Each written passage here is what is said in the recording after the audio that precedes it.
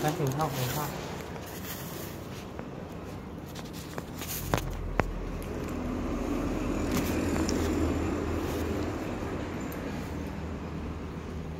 ได้จังไง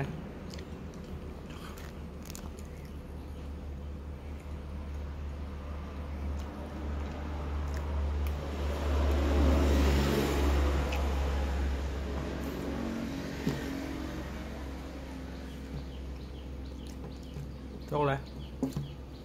โชคเลย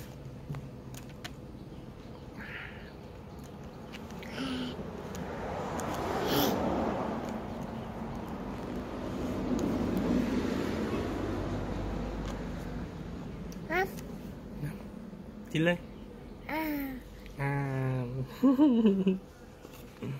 อาหารของแคนดี้เนาะอาหารว่างแคนดี้จำเลยจำเบะจำเบะจุอาจุอาแซ่บพักแซ่บหลายอ้ำอ้ำอ้ำอ้ำอ้ำอ้ำอ้ำอ้ำอร่อยไหมอ้ำนี่เจ็บตาย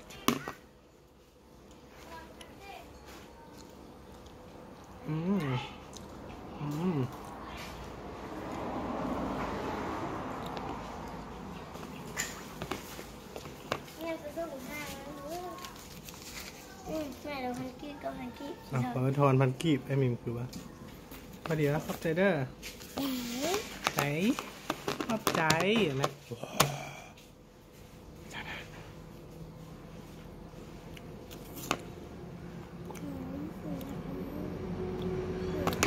อย่าไปเทสมันเปื้อนเห็นป่ะมือหักเปื้อนเป็นไรจะมาพึ่งใส่หน้าเด้